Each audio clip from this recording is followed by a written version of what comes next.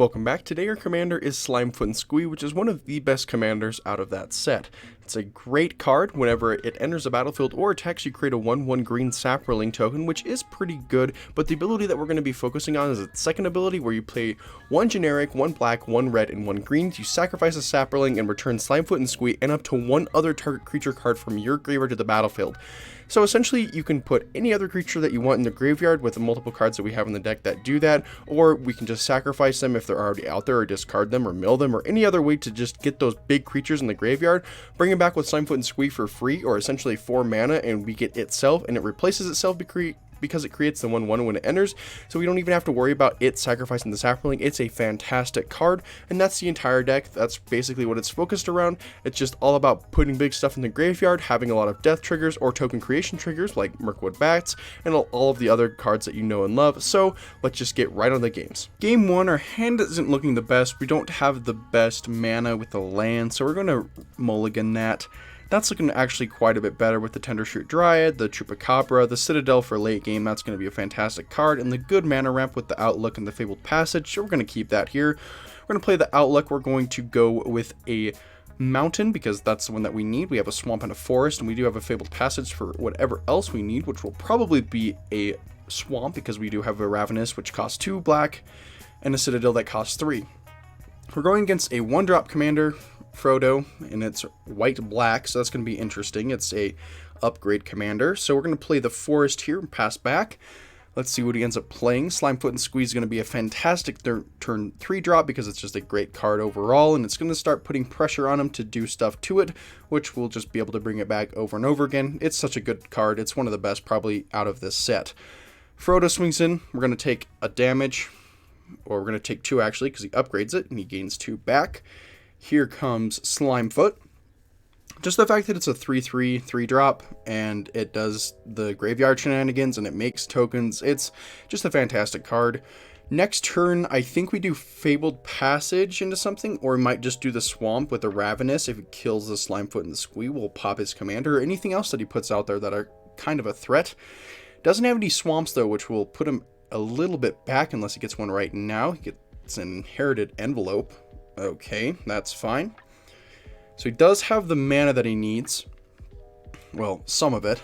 We're going to play the Swamp here. We're going to play the Chupacabra, and why not? Because we can always get it back if it dies. Frodo's being popped. And we're going to swing in with a total of 4, and we're also going to create a Saproling when it happens. Let's see if he decides to put his commander back in his command zone, or if he leaves it back in there. Puts it back. We're going to swing in for 4. Going to create a 1/1 Saproling. We're going to pass back to him because we have nothing else to play. Let's see, he plays a Plains again. Will he play his commander another time? Let's see if it happens, or he might play something else. It's a 5-drop because he does have 5 mana. And let's see what ends up happening. Nazgul. Okay, so he does have a Death Touch, which is good for us in a sense because we can get our commander and any other creature that we need in the graveyard. And next turn we do have Gisa on the board, so we're going to play the Fabled Passage, sack it to get another Swamp so we can work our way to the Bolas' Citadel. We might do the Tendershoot Dryad, or the Goo Collar Gisa, and we do have Sir Conrad for later as well. So we're going to grab the Swamp off of this Fabled Passage. And let's see, we're going to go with the Gisa because that's just going to be a great later game card. Let's see if he has anything, and he doesn't. He scoops, which is really good for us. Game 2, our hand is also looking very good, so we're going to keep that here. We have the nice Corvold and the Bolas' Citadel again, as well as the Corrupted Conviction. We're going to go Riveteer's Outlook, grab a Forest, because that's what we do not have for our Slimefoot.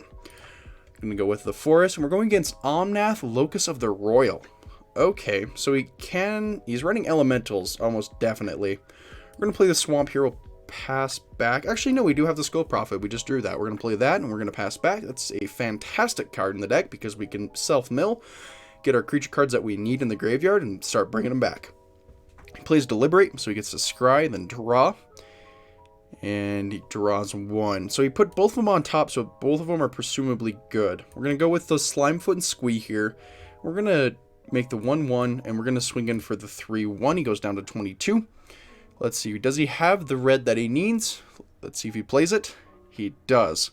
Okay, we're going to do Forest here into Corvold, not Corvode. And we're going to sacrifice, I guess we can sacrifice the Slimefoot. because that'll be nice. We can get it back later. We don't want to put it back in our command zone. Put a +1/+1 counter on it, draw a card, swing in for 1. So he does take a damage, goes down to 21 life. And let's see what he ends up playing. Does he have another land to play as commander, or will he decide to play something else? Or nothing at all? Cultivate. So he gets his extra land that he needs, actually extra 2. And he gets a mountain and a forest. So he has probably a double red in his hand that he wants to play, because he has all the mana that he needs. Okay, we get the Ravenous Chupacabra, which is pretty good. We're going to go Command Tower here. Do we do Bolas' Citadel? I think that might be the best play here, because we can get stuff. I think Bolas' Citadel is just too hard to pass up on. And of course it's a land. Swinging for a total of 6, he goes down to 15. We have to sacrifice another permanent. We'll sacrifice the Skull Prophet because we can bring that back next turn. That's fine. We get the land that we have. We do have a Timeless Witness, which is pretty good, but I don't think there's any really good targets in there other than the Riveteer's Outlook, so we're just going to end the turn right there. Plays Nissa, so he has a landfall. So he has 2 landfall things, so it's going to be a lot of landfall elemental, which makes sense because it's Omnath. All Omnaths basically deal with land of some sort. He plays Rolling Regrowth, so he gets more lands. 2 more, actually. Let's see what he decides to get. Does he get a blue? And probably a green or a red. Well, there's the blue and the red. So he probably has a 3 red drop. I'm wondering why he's going with the mountain over and over again, because that's like an interesting play. He has 2 mana to work with, actually 3 now, because the Nissa. Does he have a 3 drop? He does not. Okay. So we have an Atali on top. I think we play the Atali. We're going to take quite a bit there. Atali comes out, we exile the top. Ooh, that's actually really good. We're going to go turn Timber Symbiosis. We're going to go with the Fungal Plots. We're going to get our nice enchantment. We're going to put the Witch King out there because that's just a fantastic card. We're going to play the land off the top. We have another land. Okay, Slimefoot. We're going to go with the Skull Prophet, sacrifice the 1 Saproling that we have. Corvolt Triggers, that's a fantastic card. We do draw the Temple of Malice. We get a Pitiless Plunderer, which we will play because that's a really good card. And an Altar, that's fantastic. And a Shieldred on top, we're going to leave that on the top. And he scoops right there. That's a really, really good Game 2. Game 3, our hand is actually looking really nice with the Mayhem Devil and the Slimefoot and Stowaway. We're going to keep that. We have some really good mana fixing as well. We're going against King Darien, a number that I'm not even going to try because that's just a ridiculous number. Play a Forest, pass back to him. So he was playing white-green soldiers. That's going to be fun. And tokens. Tablet of Completion. What does this do? Okay. So you can just draw and get 1. So it's kind of like an oversimplified Mind Stone. Or like a kind of a slow Mind Stone, actually. Gallagrators. Okay, that's fine. Gets to make some stuff. Play the Slimefoot and Squee. Turn 3. That's pretty good. And we're going to create the 1/1 Saproling. And next turn, we're probably going to play the Mayhem Devil. If we do get a land. Yes, we do. I mean, we had enough in the first place, but a land was just nice. Mayhem Devil comes out there. We're going to swing with the 3/3. We're going to create another 1/1 Saproling. Doesn't block, goes down to 22 life, which is good for us because we want to get him as low as possible. Does he play his commander? Will he play his commander? Actually, crits at 2/2. And what else will he do here? Boost the Gallagrators. Okay, that's fine. Boost himself. There's King Darien. That's good for him, I guess. Gets to give double plus. Or +1/+1, not double plus. Dawn of Hope comes out there, so he has some gaining life stuff to do if he wants. Tablet of Completion. Makes it a little bigger. Slow Mind Stone, I guess. Mox Amber. Will it go through? It does. We're going to grab the... Ooh, this is kind of interesting. We're going to go with the... Go with really anything that we want. I think we go with Witch King here because that's just a great card. And then we'll also play the Swamp as well. And we're going to go to combat. We're going to swing with the 3/3 and the other 3/3 because we can get them back. Create another 1/1. Does he do anything to block it? Potentially killing our commander or our Mayhem Devil? Will he do either or? He does not. Takes a total of 6 damage, going down to 18. He can gain it back potentially with his Dawn of Hope soldiers that he creates. And the Gallagrators allows him to gain some more life as well. But let's see what he ends up playing. Rite of Harmony. Okay, so he gets some extra draw. Syndicar's Royal, that's fine. Gallagrators gets to draw a card off of the Rite of Harmony as well. Boost the Gallagrators again. Rite of Harmony comes out, gets to draw a card. Heliod, that's fine. Gets a Rite of Harmony. Gets to draw another card. Let's see if he plays another creature or enchantment potentially. Does he swing in at all? He does not. Perfect. So it's our turn now. Play the Swamp. Into, I guess we can go into the Ravenous here. That's not the bad play. We're going to pop his King Darien. Yeah, that's the only one that we can. That's really good. We probably could have popped the Gallagrators as well. He sacks it. That's fine. That's expected, actually. We're going to deal him another damage. And then we're going to let that resolve. Go with Slimefoot. Let's see if he does anything to combat that. He does not, which is great for us. And we're going to swing in with the 3-3. Might as well. Just get another 1-1, because he's probably going to block it just to get some extra life out there, which is reasonable. And he is double blocking, which is great for us, because we want our commander in our graveyard. So there it goes. That's really good for us. We're not going to move back to the command zone. And now we just need a sack outlet, which we can potentially get, and hopefully get. Tablet of Completion gets another oil counter on it. Will he play the Rite of Harmony again? He does not. Fill out our retreat. That's fine. So he gets more landfall stuff. So he's making more creatures, I'm assuming. So he gets his Zendikar's Royal. And he does the other one for Felidar. Gets some all vigilance and +1/+1s. So a little bigger now. But we want him to swing in so we can get our stuff in the graveyard. Hopefully our Ravenous Chupacabra.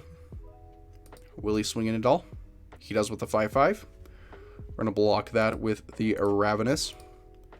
Because now we can get it back with Slimefoot and Squee. Will he do anything about it? Gives it lifelink, so it's a little bigger now. Goes damage. Gets 5 life back, so it goes up to 22, but we do have our Ravenous. Heliod triggers. Will he +1 on the token? That's what he does. Dawn of Hope. He does pay for it. And now it's our turn. So that's going to be good for us. It was a really nice turn. For us, anyways. Slimefoot and Squee. Target the Ravenous. Sacrifice one of our Saverlings that we have out there. Get them both back. Do get the Mayhem Devil trigger and the Slimefoot and Squee trigger. Or not the Slimefoot, the Stowaway, not the Slimefoot and Squee. And he does scoop right there. That was a fantastic Game 3. Game 4 hand is actually looking pretty good, so we're going to go ahead and keep it here with a nice Arcane Signet in the Dockside Chef. So we're going to play the Dockside Chef here. And we're going against Glissa, Herald of Protection. So it's going to be a large incubation deck, so a lot of tokens are going to be coming out there, and a lot of big tokens are going to be coming out there. So let's see what ends up happening. We have some nice land, and as well as Arcane Signet, as I mentioned earlier, as well as a Mana Dork with Understellar Mycona that also makes a 1/1 when it ETBs or dies. But let's see what he ends up playing turn 1. Forest into a Elvish Mystic. Okay, that's fine. We're going to do the Forest here into Arcane Signet, and then we're going to pass the turn. Because, actually, no, we'll swing in because it's a 1/2, and he's probably not going to block. He's probably going to go down to 24, which he does. And we pass back to him. So turn 2, let's see what kind of plays he has on turn 2. He has 3 mana, so he plays Mere Convert, not Covert. And also is a Mana Dork. Okay. We're going to play the Haunted Ridge here into the Slimefoot and Squee. I could have done the Parallel Lives, but I think I'll save that for another turn. And we won't swing in here because the Dockside Chef is our only sack outlet that we have. So we're going to have to save that for later. Let's see what he ends up playing on turn 3. If he has another land, he can play as Commander because of the 2 Mana Dorks he has out there. Or he might end up playing something else. So he has the land, will he play as Commander? Let's see if he does that. He'll take some damage. He'll go down to 22, but it is a turn 3 5-drop commander, which is pretty good. So he plays Tangled Skyline. Gains 5 life, incubate 5, and then they have reach. Okay, so that's kind of annoying. I think we'll play the Stomping Ground tapped into the Parallel Lives, and then we will swing in with Slimefoot, bring him down to 24. We create 2 1/1s instead of 1 because of the Parallel Lives. And let's see what he ends up playing on turn 4 for him. Does he have another land? He doesn't. So he plays a Glissa, and then I'm assuming he incubates. Okay, he does. So he has a 5, a 2, and a 2. So they're kind of getting scary. I think we play the Ghoul Collar Gisa here. So next turn we're going to have double the tokens off of it. And I think we'll just pass the turn here. We could have swung in with Slimefoot to have it enter the graveyard, but there's nothing that we really need to target. So we'll just leave it for another turn. Let's see what he ends up playing. Gixian Infiltrator. Okay, so he can make that pretty big whenever he sacks. Evolve Sleeper, that's fine. And Glissa, will he make... Yeah, so he makes them all 5/5s, or he has a 5/5 and 2/2/2s. He doesn't swing in. Okay, so that's good for us, I guess. We're gonna go with the... The Tendershoot Dryad isn't bad. Nor is the Spore Crown Thallid. I think we go with the Tendershoot here. Because I think they'll be boost because... Yeah, I have enough permanents for that. So they'll all be huge. And then he says nice, which is fine. We don't have any mana to work with for the Ghoul Collar, and we'll just pass the turn with that. Because we don't really want to waste our resources that we have. We create another 3/3 essentially, and 2 of them actually, because of the Parallel Lives. And let's see what he plays on his turn. We both kind of have equal board states in terms of creatures. But next turn, ooh, that's annoying. But I don't think he'll swing in because I have the 2 blockers that can kill it. And we just get those back at every upkeep, so he probably won't swing in with Vorinclex. He'll swing in with a 5/5. Does he swing in with Vorinclex? That's just too good of a value to pass up on. Okay, swings in with the 5/5. We'll block with the 2 3/3s that we have. Because we can make them at every single upkeep, so it doesn't matter. So his creature dies. Our 1 creature died. And we create another 2. So now they're bigger, and we get a land. That's not the greatest. We'll play the Seer Step. We'll go into Spore Crown. Let's see if he does anything to that. Doesn't. Into Underseller. And then we'll also play the Ghoul Collar Gisa's ability on the Slimefoot. I think... Actually, no. We just do it on one of the ones that we created. And then we create a bunch of 2/2s. So we'll create 8 2/2s. Yep. So that's great for us. And I don't think we need to swing in because we don't have anything in our graveyard. And we have a bunch of 2/2s. And we can get him back, but he's just going to end up blocking most of them anyway. So we're going to just swing in with the 4 4/4s. He's probably going to block one with Vorinclex, which is fine. And let's see what else he ends up doing. Because he will take 12 damage, which will bring him down to 10. Oh, I didn't expect that. Okay, so he's down to 10 life. Next turn, he's almost definitely dead unless he has a board wipe, which would absolutely suck for us. Does he have something like Meat Hook Massacre? Because he does have enough mana for it with the Relic of the Legends, and he will be able to get rid of a lot of things. He plays a Phyrexian Flesh Gorger for the regular cost. Okay, so that's kind of interesting. And I guess he's going to transform both of them. So Tendershoot triggers again, which is great for us. And then we're going to play the Atali here, because we have enough mana for that. Will he do anything to it? I don't think he will. And he scoops right there. That was a great game 4. Game 5, our hand is actually looking pretty good with the Arcane Signet, that is. The Stomping Ground is also nice. The 2 Swamps isn't, but it's not the worst because of the Arcane Signet. It kind of rounds it out. Going against Rats. That's fun. We're going to have the Stomping Ground enter tapped and then pass the turn because the Mox Amber is a good target at the beginning. So let's see. Plays the Rat Colony. That's expected. Not even a surprise there. We're going to play the Arcane Signet, pass back to him because we don't want to play the Mox Amber as I stated earlier. So he has 3 mana now. Plays another Rat Colony. Does he have another 1-drop rat? He does not. Swings in for 3. So we're down to 22. We're on a bit of a clock here. We're going to play the Forest into the Slimefoot and Squee to create the 1/1, which is great for us. And then we'll also play the Deathbloom Talid later. We do have 2 mana to work with now with a Mox Amber, and we'll have 6 mana on our next turn at the minimum. Rat Colony, he has a 4/1, a 4/1, or he actually have 4 5/1s, which is not great. We're going to block both of them with the Slimefoot and Squee and the 1/1. And so that'll bring him down a little bit. We'll put our commander back in our command zone because it won't do much without any saplings out there, so we're going to play it again. We're going to create the other 1/1.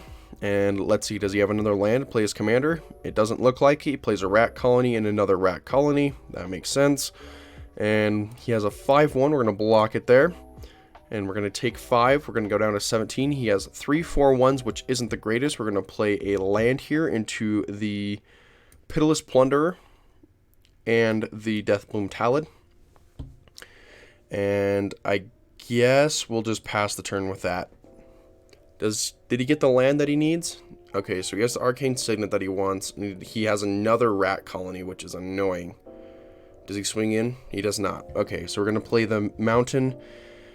And next turn, they're all going to have Fear. So we're going to play the Rex Sage, target the Signet. Hopefully he doesn't get a land, so we can stop that a little bit. Yep, we're going to destroy the Arcane Signet here. And we're not going to swing in with anything. Let's see if he gets the land that he needed. Be really kind of mean if he did. Okay, so he gets a rat colony. Does he swing in? He does. He swings in with the 4. Block 1, 2, 3, and the last one. And we're going to keep the Slimefoot in our graveyard because we can get stuff back. Because when the Thalid dies, we also create one. So we're not going to put it back in our command zone. We do get a bunch of treasures off the Pitiless Plunderer. And we do create the 1-1. So we're going to play the Slimefoot and Squee. We're going to bring back the... I guess we can bring back the Pitiless Plunderer. That's not the worst. We're going to bring it back out here now. And we get to create another 1-1. We're going to play the Overgrown Tomb tapped. And we're also going to play the Bolas's Citadel. And then we're also going to play the Dockside Chef. And we do have a Tendershoot Dryad on top. And we're going to play that. We have the City's Blessing now. So now we'll be able to keep up with him a little bit. He does get his commander, which is not great. Okay, so we get the Tendershoot, and we have a Temple of Malice. We knew that. We're going to play the Zulaport Cutthroat, the Altar of Dementia, play the Wastes, and that's all that we're going to play. Oh, we could sacrifice 10, but I don't think that's the greatest. We're going to do the... We'll do Dockside Chef, sacking our commander so we can get it back. We do get to draw the card. No, we're not going to put it back. Pitiless Plunderer and Zulaport, we gained 1. He loses 1, and we create a treasure. That's not very worth it. We're going to play the Slimefoot and Squee, bring back the Deathbloom Thalid. We're going to have to sacrifice the new one that we just created. Comes back out there. Pitiless Plunderer, Zulaport Cutthroat, that's fine. And we can't... We do have enough mana to do it again, I think.